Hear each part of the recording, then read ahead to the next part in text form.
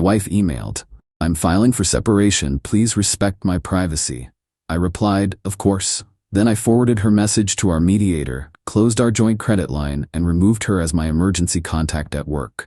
48 hours later, HR called. Her new privacy wasn't so private. I, 41 male, operate on logic. It's my job as a systems architect, and it's how I've always navigated my life. When there's a problem, you define the parameters, identify the variables, and execute a solution. So when the email landed in my inbox 2 days ago, on a Monday afternoon, I treated it like a critical system failure. The subject line was just her name, Corinne. The body was just as sterile. "Leo, I am writing to inform you that I will be filing for a legal separation. I have moved my essential belongings out and will arrange a time for the rest. I believe this is for the best. Please respect my privacy during this difficult time. All further necessary communication should be in writing. See 12 years of marriage terminated via email. No conversation, no warning." We'd just spent the weekend working on the garden. We had dinner reservations for her birthday next week. Difficult time. The audacity of it. The hurt was a physical thing, a hot spike behind my ribs, but I pushed it down. Panic solves nothing. She set the new parameters. I just had to operate within them. Respect my privacy. All communication in writing. Okay, fine. I typed my reply, my fingers steady on the keyboard, of course. Then I began executing the solution. It wasn't revenge. It was risk mitigation. Forwarded the email chain to our mediator. We'd been seeing Dr. Albright for a few months to work on communication. I guess Corinne decided she was done communicating. I added a simple note. "Dr. Albright, for your records, it appears our sessions are concluded. Best, Leo." This created a formal, time-stamped record of her initiating the end, on her terms. Closed our joint home equity line of credit, HELOC. We'd opened it for renovations years ago, but kept it active for emergencies. It had a 50-calorie limit. R was now a defunct concept. I logged into the bank's portal and initiated the closure request. A massive financial liability, accessible by someone who just unilaterally severed our partnership, was an unacceptable risk. Updated my work profile. This was the most chillingly logical step. I went into the company's HR portal, emergency contact number 1, Corinne. I clicked the little pencil icon, deleted her name, her number. Moved my father to the top spot. It felt like erasing a decade of my life in 3 clicks. She was no longer the person to call if I was dying. The system was updated. I worked for another hour, my focus absolute. Then I went home to a house that was subtly wrong. The closet was half empty. Her toiletries were gone from the bathroom. The silence was deafening. I felt nothing, just a strange hollow calm. She wanted privacy and distance. I was giving it to her. That was Monday. 48 hours passed in a blur of work and silence. Then this afternoon my desk phone rang. It was HR. "Leo, hi, it's Julianne from Human Resources. Got a minute?" Her voice was weirdly hesitant. "Sure, Julianne, what's up?" "We had a bit of a situation here. Corinne was in a meeting in our building. She consults for the marketing department upstairs, and she had a bit of a fall. Twisted her ankle pretty badly in the lobby." A beat of silence. I said nothing. "Well," she continued, "it was nothing life-threatening, but she was in considerable pain. Protocol is to call the employee's emergency contact in any medical incident. When her department head couldn't find one for her as a consultant, they saw she was listed as your spouse in your file and pulled your info. But you weren't listed as her contact, and she wasn't listed as yours. So we called her parents." I waited. Her mother was quite distressed. Apparently, they were unaware of any change in your living situation and were very confused as to why the company was calling them from a different city about their daughter's injury instead of her husband, who works in the same building. The new parameters were having unforeseen consequences. Her carefully curated privacy had just sprung a very public leak. "I see," I said, my voice perfectly level. "Thank you for letting me know, Julianne. I hope she's all right." Right. Well, it created a bit of a scene. Her mother insisted on speaking with Corinne, who then had to explain things while on speakerphone with a paramedic standing by. It was all very awkward. Awkward. Yes. That was one word for it. She wanted to control the narrative, to handle her exit cleanly, privately. But reality and HR protocol had other plans. The system failure was now cascading, and I had a feeling the next communication from her wouldn't be so polite. Update 1. It's been a week since the email. The quiet Cold War has turned hot. As predicted, the next communication was not polite. It came about an hour after the HR call, a string of texts that completely ignored her own in-writing-only rule. They called my mother, my 68-year-old mother, with a heart condition. What is wrong with you? You took me off as your emergency contact? After 12 years? That is the cruelest, most psychopathic thing I have ever heard. And the HELOC is frozen? I was going to use that for the deposit on my new apartment. You have left me stranded. I read the texts, the entitlement radiating through the screen. She detonates our life, demands privacy, then screams at me when the consequences of that privacy prove inconvenient. I didn't reply to the texts. I took a screenshot of the conversation and emailed it to the mediator with the subject line, "Further correspondence." The real confrontation came 2 days later. Saturday morning, I was drinking coffee when my video doorbell chimed. It was Corinne and her sister, Beatrix. Corinne was on crutches, her foot in a boot, looking furious. Beatrix looked like a thundercloud. I didn't open the door. I spoke through the intercom. "Corinne, you said you'd arrange a time." "Don't be an infant, Leo. Let us in. I need my things, my important things." "Your email said you would arrange a time. This is not arranged. Send me an email with a proposed day and time, and I'll confirm if it works." Beatrix stepped forward, shoving her face toward the camera. "Stop playing games. She's injured because of you. She needs her winter clothes and her art supplies. You can't just keep her stuff hostage." "Injured because of me?" I asked, my voice flat. I wasn't aware I controlled the structural integrity of the lobby floor. Corinne let out a frustrated scream. "You know what she means.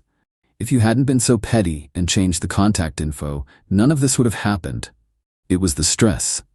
The logic was breathtaking. It was my fault she fell because I followed her instructions.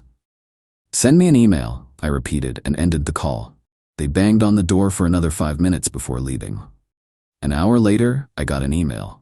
It was a list, not a proposed time, but a list of demands. She wanted her things, but the list was interesting. It included the set of antique cartography prints from the study, the handcrafted bookshelf my grandfather made, the limited edition turntable we bought together. These weren't her things. These were our most valuable, sentimentally significant assets. This wasn't about clothes. This was a smash and grab. She thought she could just come in and gut the house of everything of value before the formal separation process began.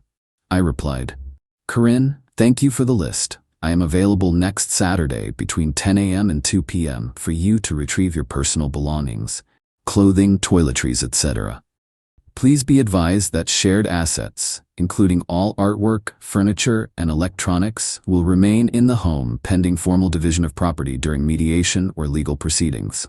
They will not be removed. I will have a third-party observer present to document the removal of your items." Leo, the response was almost immediate. "A third party? You snake, you're trying to make this as difficult as possible. Fine. But you haven't won anything." The entitlement was one thing. The sheer, unadulterated greed was another. She didn't just want out. She wanted to burn the whole place down on her way out and sell the ashes. The problem is, I designed the fire suppression system. Update 2. The day of the pickup was tense. My third-party observer was my friend Alan, a stoic accountant who agreed to come over, sit in the living room with a notepad, and just exist. His calm presence was exactly what I needed. At 10:05 a.m., a moving van pulled up. Not a pickup truck. An actual moving van. Corinne got out of the passenger side, still in her boot, followed by Beatrix, and then the driver got out. It was him, Gideon, a smarmy marketing VP from the consulting firm she worked with. I'd met him once at a company holiday party. He had that overly familiar toothy smile I instantly disliked. So this was it. This was the privacy she wanted to protect. I opened the door before they could knock. "Corinne, Beatrix." I nodded curtly at Gideon. "You're the muscle, I take it?" He just smirked. "Here to help Corey move her things." "Her personal things," I corrected, stepping aside. I had already packed her clothes, shoes, and personal effects into boxes and stacked them in the foyer. "Everything is here. Alan is observing to ensure a smooth process." Alan gave a little wave from the armchair. Corinne's face tightened. This wasn't the free-for-all she'd envisioned. "The prints from the study aren't here," she said, her voice sharp. "As per my email, shared assets remain," I said calmly. "They were a gift to me from my parents," she snapped. "They were a gift to us for our 5th anniversary," I countered. "I have the card, it's addressed to both of us. They stay." This is where it unraveled. Beatrix started sniffing around the living room. "What about the media console? Corinne picked that out." "And I paid for it," I replied. "It stays." Gideon, trying to play the hero, stepped forward. "Look, man, don't be a jerk. Just let her take what she wants, so we can go." "The things she wants are marital property, Gideon. I'm sure as a VP you understand the concept of assets. Unless you'd like your name formally entered into our separation documents as an involved third party facilitating the unauthorized removal of assets." His smirk vanished. He took a half step back. The threat of being legally dragged into this mess was a language he understood perfectly. The final straw was an art piece, not one of major monetary value, but immense sentimental value. It was a strange, beautiful sculpture made of driftwood and recycled glass we found in a tiny gallery on our honeymoon. It represented the start of everything. "I'm taking the Wanderer," she declared, moving toward the mantelpiece. "No," I said. My voice was low, but it cut through the room. "You are not. It's just a piece of wood, Leo. Don't be a child." "It's not just a piece of wood, and you know it. It stays here until it is decided upon legally." She let out a sob, a theatrical, frustrated noise. And then she did something I never expected. She reached out, grabbed the sculpture, and deliberately shoved it off the mantel. It hit the stone hearth with a sickening crash, the delicate glass components shattering. Silence.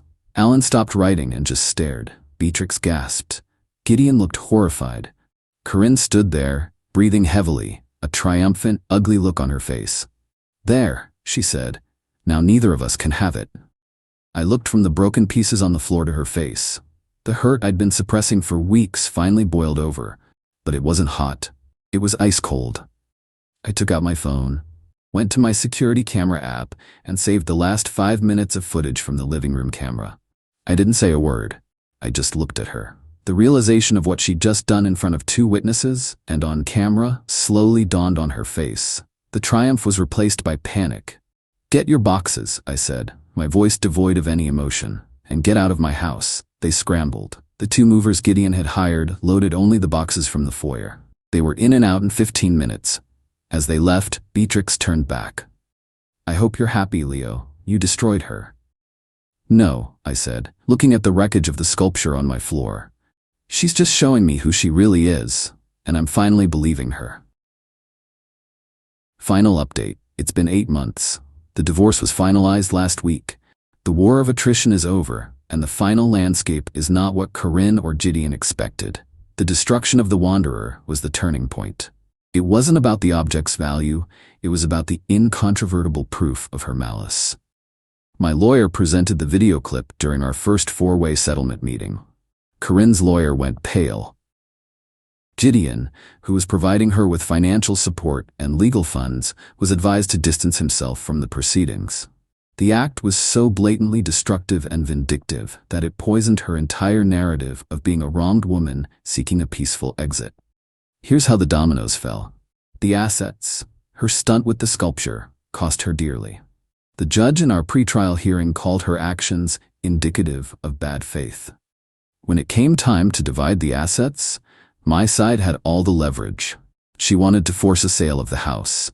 I was able to buy her out for a figure significantly lower than market rate, factoring in emotional distress and property damage from her little tantrum. She lost the antique prints, the turntable, and my grandfather's bookshelf. She was awarded only items that were verifiably hers prior to the marriage. The financial fallout, closing the HELOC, was a bigger blow to her than I realized. It turned out Gideon wasn't just the affair partner. He was her business partner. They had a plan to launch their own boutique marketing agency, and the $50 from the HELOC was supposed to be Corinne's seed money. With that line of credit gone and her legal fees mounting, their business plan imploded before it even began. His financial backing started to dry up when he realized her exit from the marriage wasn't the clean, profitable venture she'd promised. The professional consequences, the HR incident, had a longer tail than I expected. the awkward scene with her mother on the phone turned into quiet office gossip.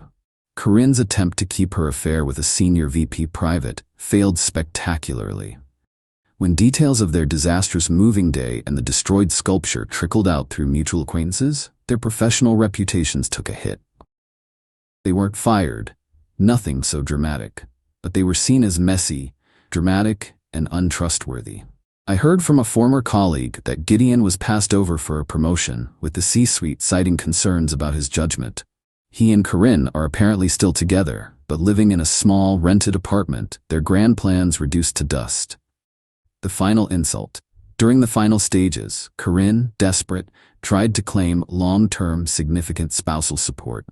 My lawyer submitted a final piece of evidence, a detailed timeline. It started with the date she and Gideon registered the domain for their planned business, 3 months before she sent me the email. It showed, clear as day, that her departure was a premeditated financial decision, not the result of a difficult time in our marriage. The judge awarded her 2 years of minimal, rehabilitative alimony, barely enough to cover her car payments. It was a complete and total legal defeat. I never heard an apology. I never heard any remorse. The last I heard, through the grapevine, was that she tells people I had a breakdown and drove her away with paranoid controlling behavior. The narrative is all she has left, but I'm free. The house is quiet. I swept up the pieces of The Wanderer myself. I couldn't bear to throw them away, so they are in a box in the attic, a reminder that sometimes things have to be completely shattered before you can build something new. I'm starting to build. It's a slow, logical process, and for the first time in a long time, the system is stable.